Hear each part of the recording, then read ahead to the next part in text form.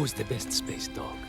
Oh, где моя хорошая, хорошенькая моя, ты просто космическая. Eh? Who's the best hairy cosmonaut? It is indeed a lovely sunset, and it reminds me of the skies of Peru. I didn't? I never told you about the wonderful Sky City? Well, it was an extraordinary place, but one filled with dangers. Well, it might have been simple for you to cross it, but you were in a space capsule. I had to rely on my own 2 feet, my noshki. Feet which, I might add, had just crossed the interior, beaten the villain Toll, and helped inspire the Myank to a workers' revolution. Oh, that's all very easy for you to say, but your idea of civilized behavior is licking your own bottom in public. No. My adventures above the clouds were filled with untold dangers, death-defying escapes, and some really quite extraordinarily large Bielorybitsa. And it happened like this.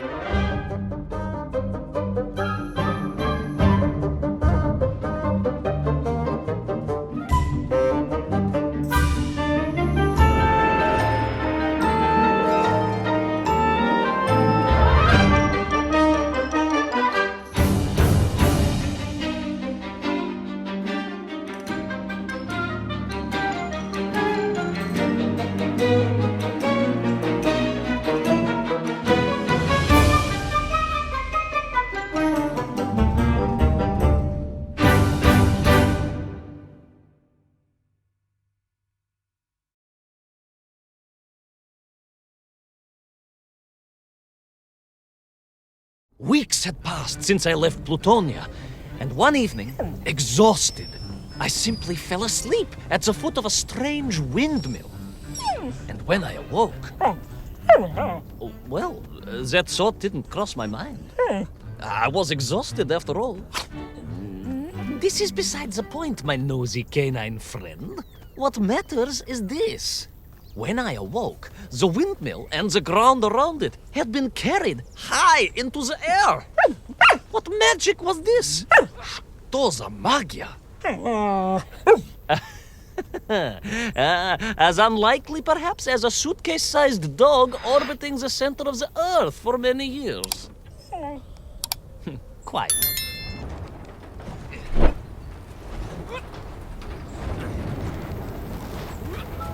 Quick as a flash, Kakmonia, my training leapt into play, and I began to paddle the strange contraption through the clouds in search of answers.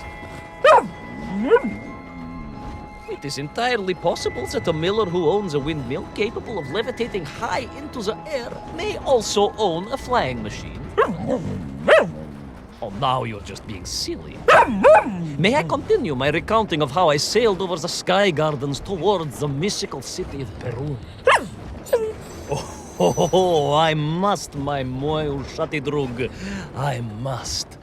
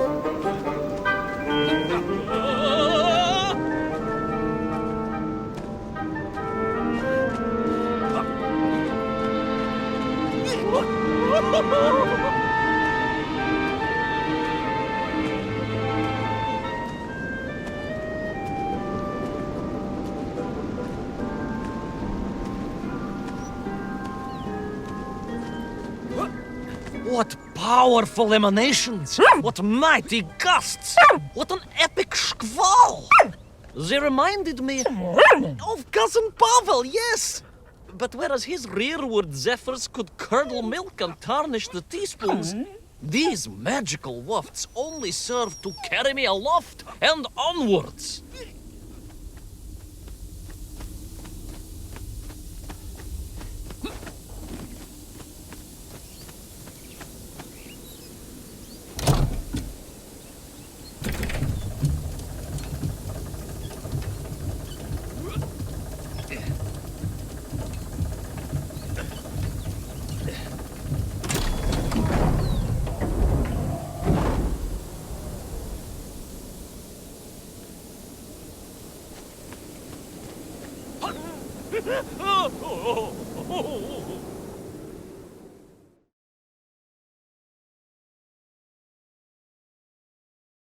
But something was afoot in the gardens of Perun.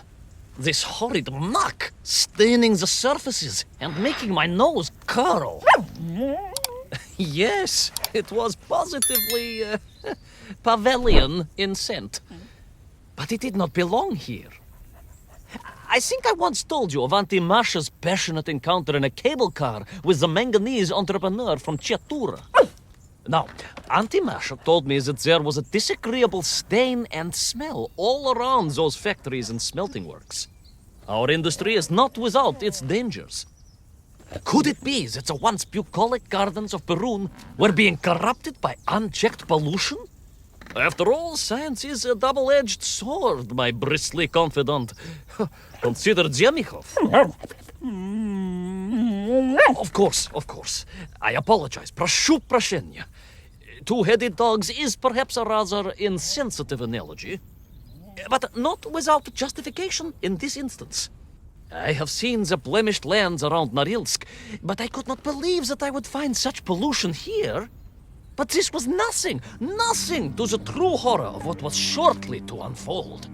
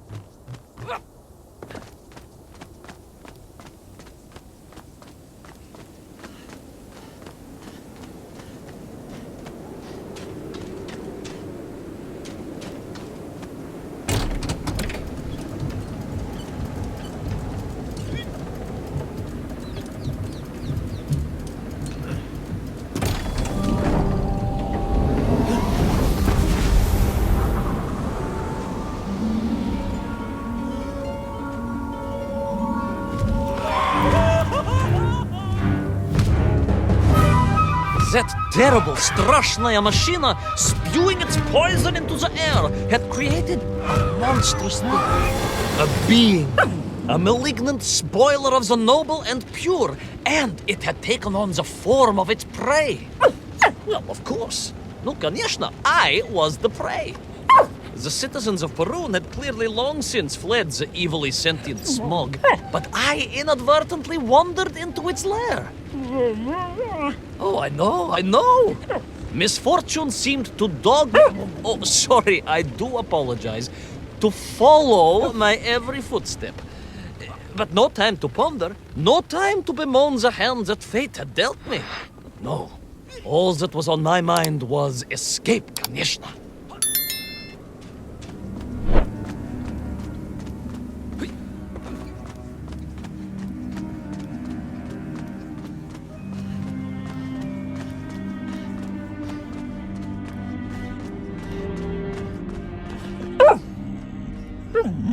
Yes, it was most interesting.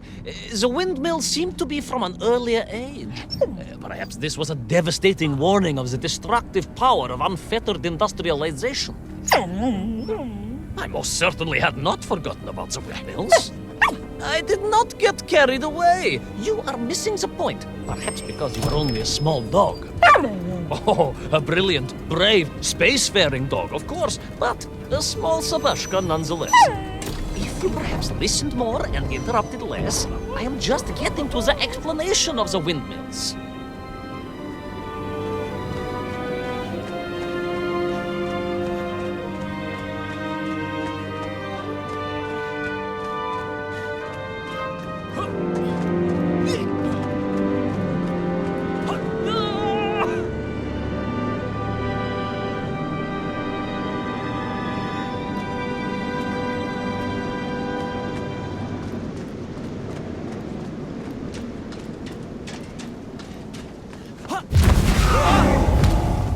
My stinking nemesis was back. But more interesting was the change in the city. The windmills were fading out, clearly obsoleted, mothballed. relics. Instead, a sense of an obsession with power was apparent. Vast engines, terrible machines, ever hungry and reliant on the rapid consumption of fuel, the production of toxic fumes and choking gases.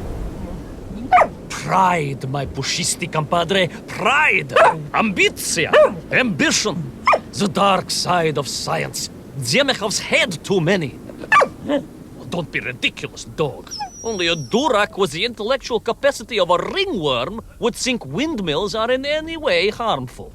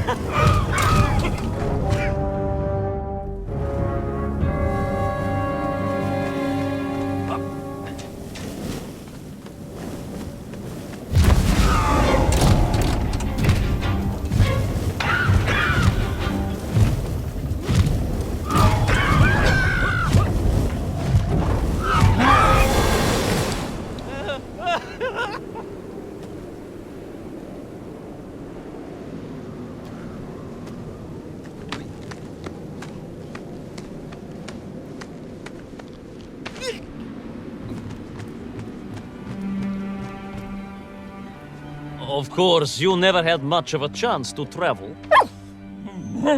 Sarcasm doesn't suit you. You don't have the tail for it. You do, at least, have a tail. Mind you, family gossip maintained that so did Uncle Rabliem, although it was apparently little more than a stub, and a source of considerable discomfort and social anxiety for him. The question of whether or not Uncle Rabliem wagged his stub is very much off topic. What I am trying to say is that your upbringing on the streets of Moscow meant you never saw the blackened fields of Magnitogorsk, the sacrifices made by the valiant citizens of that industrial heartland, as they drowned in their own blight, even as they powered the state forwards. I was reminded of Magnitogorsk as I wandered through those fields of pipes and foundries, and I wept for the loss of innocence that so often goes hand in hand with progress.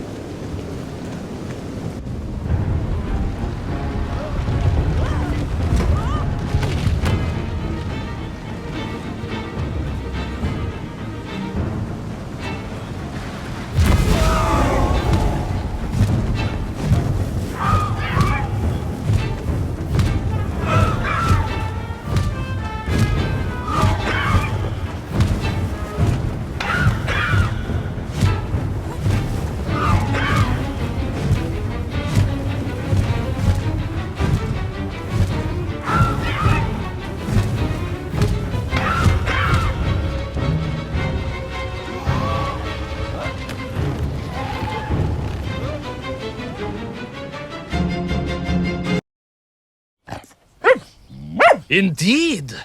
I just evaded the slimy, oily grasp of that man-made Vadzinoi, his petroleum stink clogging my nostrils and making my head thump.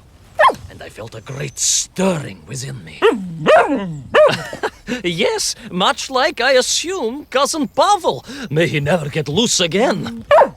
But no, quite different. This was no volcanic upbubbling of gastric malintent. No, it was the roaring fires of justice once more ignited within me. I felt a swell of patriotic fervor and knew the hand of destiny had fallen on me once more. Yes, what a hand it was! I could not see this great wonder sink into an abyss of poison and bile. The Perunians may have been forced to abandon their city, but I had saved the world once before and was ready to answer the call again.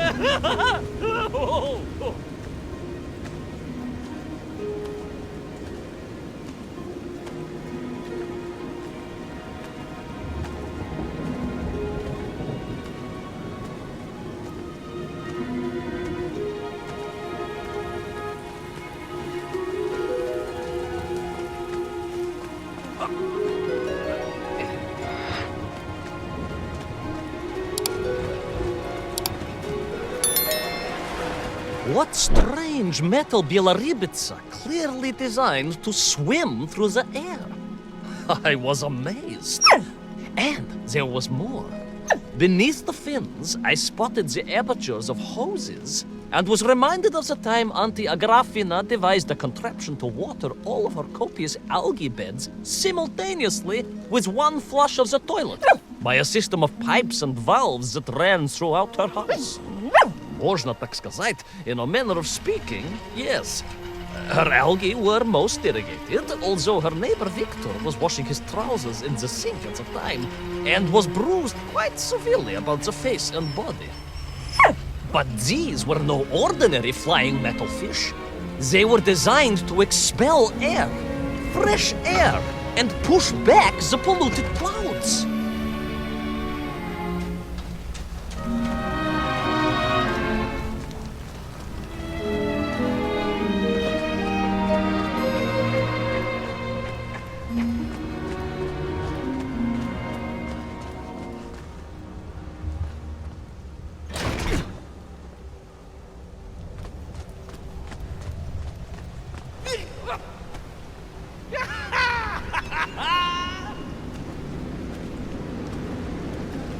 There is, of course, a fine tradition of looking to nature to solve problems of a scientific or military persuasion.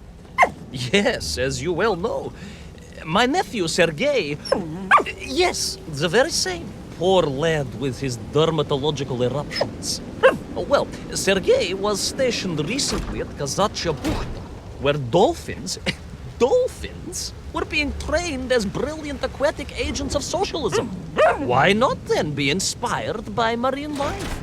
Why, there is a fish, I have heard, that can shoot jets of water from beneath the surface to knock its prey off little tiny twigs and into its mouth. If you were to tell the average mushroom sheriff that a dog would orbit the earth, I suspect you would receive a similarly sneering response.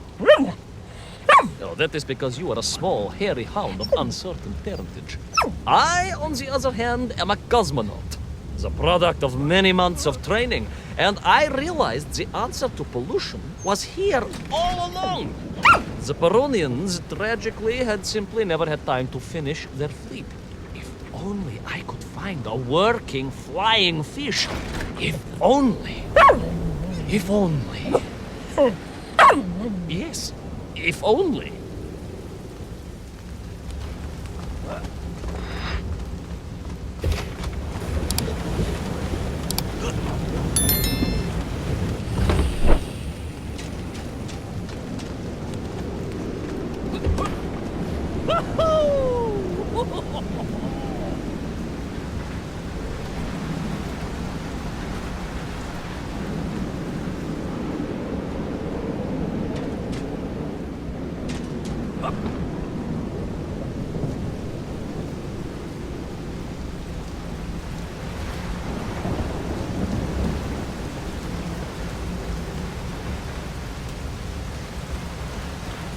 It made perfect sense, of course. The poisonous Duchata that engulfed Barun was like a nasty cold. And you know what to do with a cold to rid yourself of it. You may not get colds, but nor can you operate pea-shelling machinery. So don't get ideas above your station. We humans, on the other hand, may produce up to 16 million perfectly unshelled peas in an average shift. But we are martyrs to our sinuses. But to clear them, aha! These are remedies we Russians have been perfecting over the long centuries of harsh winters. Onions. A quick snifter of onion oil will clear your head faster than a Pragviev can clear a hypothetical minefield.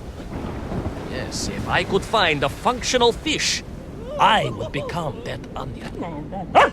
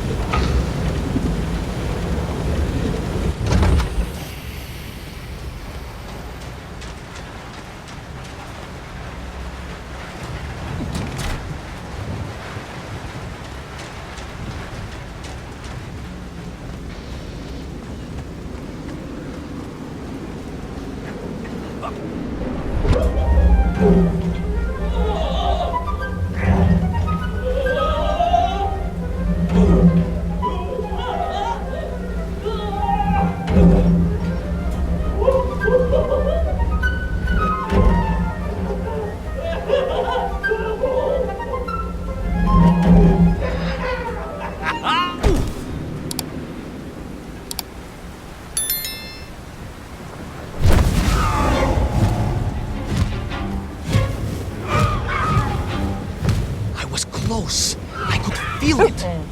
Yes, the working fish, the ribka. I could feel I was at the heart of Barun, and my noxious pursuer had renewed its chase with a terrible vigor.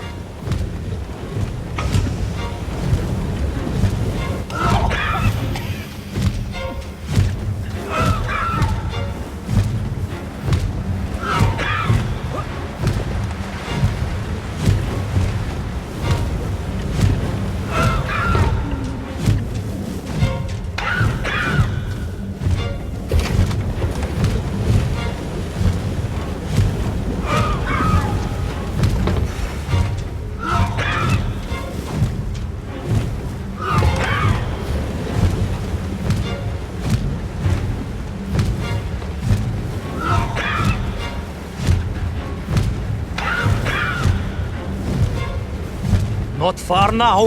I just had to keep going, keep pushing. It's almost as if you knew, Pavel.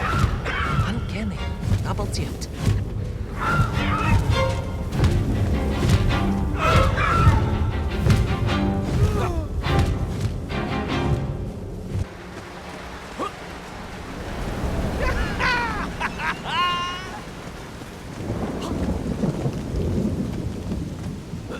There she was, a beautiful sight, her scales shimmering in the sunlight, her fins poised for action, her onion cannons primed for a great aerial conflict unseen in the annals of human endeavor. And you are just jealous it was a bigger flying machine than yours. No, my bilious pal, it was time for science to fight back. Yes, my hairy compatriot, Paechale, onwards to victory!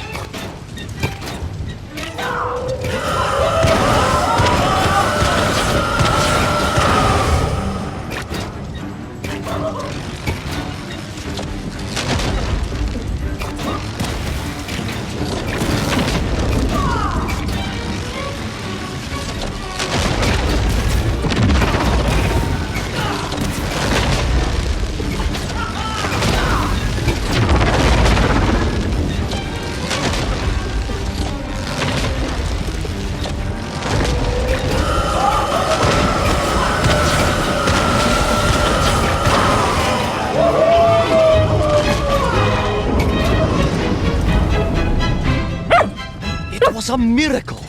I found myself swooping through beautiful clear skies, the strange interior sunlight gleaming on the sides of my fishy vessel. I heard birds clear their little throats and begin their wondrous gvalt, the wind gently humming on the fins. And then, all of a sudden, under it all, well, you see, in my hurry, it didn't even occur to me to check how much fuel was carried in the strange craft. With a horrible splutter, the engines choked and died. And suddenly we were plummeting downwards towards our doom.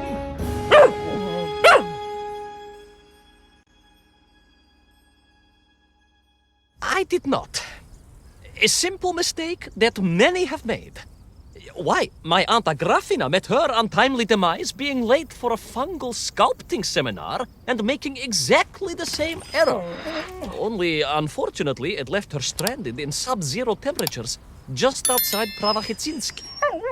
She wasn't found until 18 years after her own funeral, but was perfectly preserved. Remarkable, really. It is beside the point, yes. So, there I was. My fabulous ship had become a terrible prison. I was hurtling to my almost certain death. My triumph turned to tragedy. But then...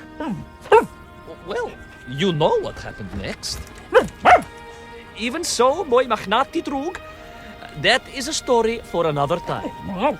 A most extraordinary story, of course, filled with dangers and wonders, and canals, and invasions, and strange doorways to other worlds.